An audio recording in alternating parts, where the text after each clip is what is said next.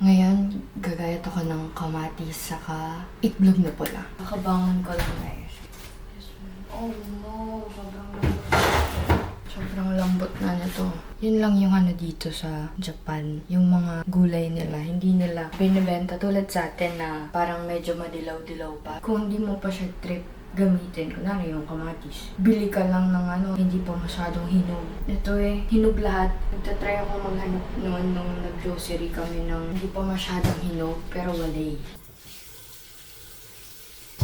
Ito tuloy malambot. Hindi ito masarap. Wala tayong choice. Sayang naman.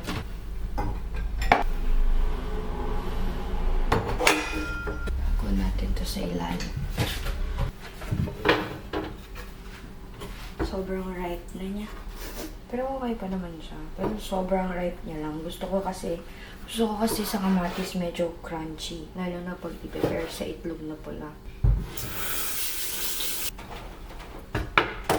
Isa na lang siya. Tiyan! Fairness naman. Lasa talaga siyang itlog na maalat. Sabi kasi ni Ichiro, ulamin ko na daw yung ganisa. Kaya ayoko pa. Saka de-defrost ko pa yung gusto ko tikman namin pareho. Ayoko nung ako lang. Tiyan! Yummers! Masarap kaya ng itlog na pula. Hindi trip ni Ichiro yung itlog na pula. Pero kumakain siya. Pero hindi niya trip. Alam mo yun? Pag may nakahain dyan, kakainin niya. Pero kung may ibang choices ng ulam, hindi niya yun kakainin.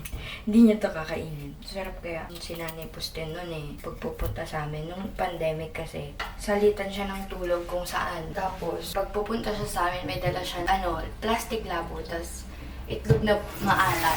Yun yung lagi niyang pasalimbong sa amin ni Iya. Kaya nung namatay siya nun, ayoko nakakita ng itlog na maalat na puti. Kasi yun yung dinadala sa amin nun ni Nanay. Naalala ko siya. Mas masarap pa yung mga binibili ni Nanay. Medyo malasado pa yung dilaw niya. Tiyanan! Kakain lang ako guys. And hindi ko alam kung ano pang i-video ko. Baka i-edit ko na to. So, grabe, hindi naman ako nakain ng maalat every night. Mo ko ba? Bakit namamagayan? Kailangan ko na talagang maglakad.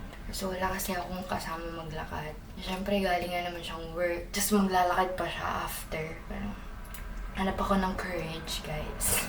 Yun lang, bye-bye.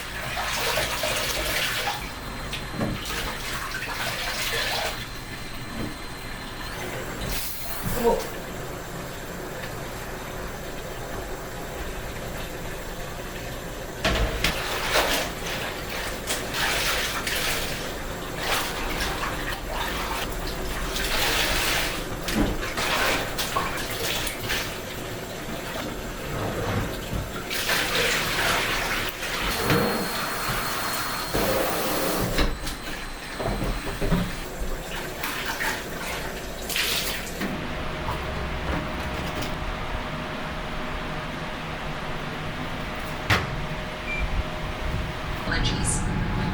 Yeah, it's very important. Statistics. The route has been 2022. Very deliberation room since 12 holding. It is believed that as he's getting into his car, he went. Responding to 4040 Richard Valley Parkway in the rear of the courthouse. Shots fired, man down. Police officers are circling, but it's not the police that stopped him. Almost calmly, like he's just pitting Chen on the ground. He uses his knee.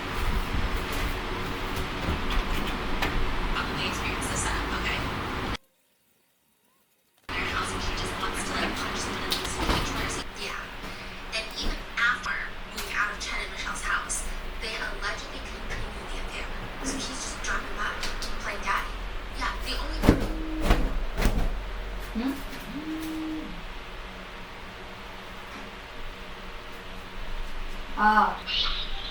No,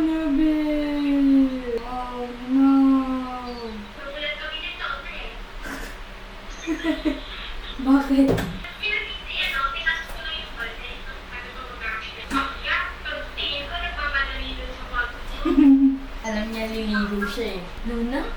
Kaya bago ko pababayan, kinukulong ko muna o di kaya nilalagay ko na yung mga batsa sa CR. Luna, ilang taong ka nang naliligo. Ginising niya na nga ako eh.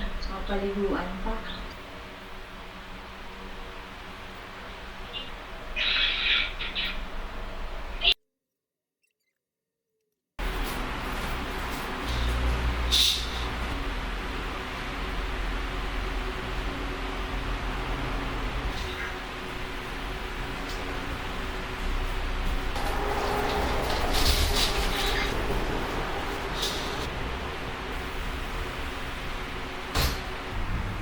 Hala, sige, dila. Tofu! Ang laki. Ang laki mo, visit ka. Tinitignan kuya niya, oh. Sabi niya, oh shit, ako na ba? Be, di ka liligo. Bawal. Sige, dila. Papakawalan ko si Tofu pero may katulog siya. Tingnan mo nga, tingnan mo nga. Go, go, Tofu! Wah. Saan ka? Help mo si kuya, help. Yan na, yan na. Wee!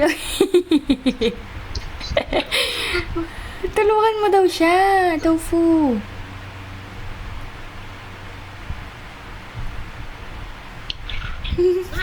Siya yung naligo eh. Siya yung mag-groom sa sarili niya. Bakit ako? Airs. Hala, hoy! Kala mo naman. Saan ka?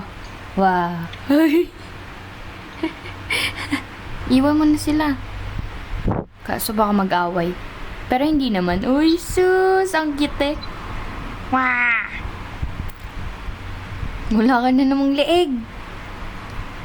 Ayun yung leeg nung nakaraan. Ano mo, babaw na naman. Luna Boo.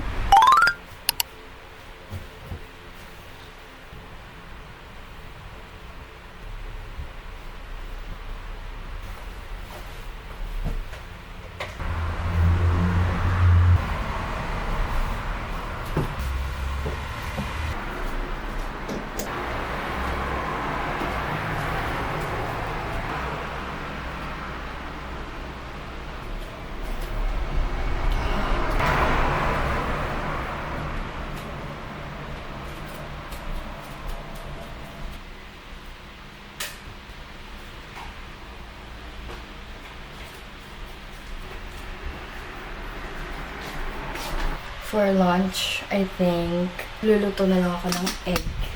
Meron pa kami, ilan yan? Oh, 7? I'm gonna cook. Lalaki ng mukha ko. 2 eggs kasi may kamatis pa. Ay, kunin ko na yung kamatis. Here. Anayin ko na ba to? Or ito? Ito, no? So, for today's lunch, guys, 2 sunny-side up eggs and then sasawsaw ko sa kamatis. Itlog ulit, pero kahapon kasi itlog na pula. So, ito, itlog, pero ibang itlog. Kasi, naubos na kasi yung nilaga namin kahapon, ay kagabi. So, mamaya, ang ulam namin ay yung longganisa na binili namin sa Donkey.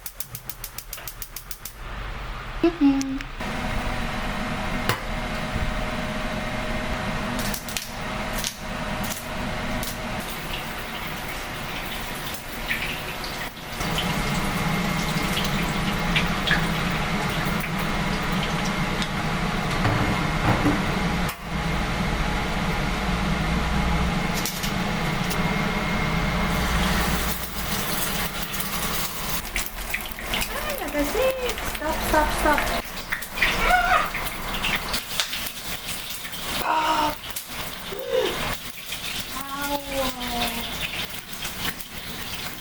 Ganito yung egg na gusto ko, guys. Yung, medyo basa yung loob, pero crunchy yung outside. Kay Ichiro naman, crunchy yung outside, pero basa yung loob. Yung akin, medyo lang.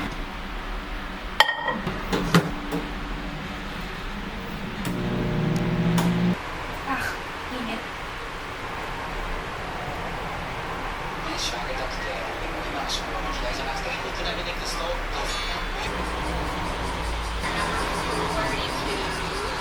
You got a good mix of everything.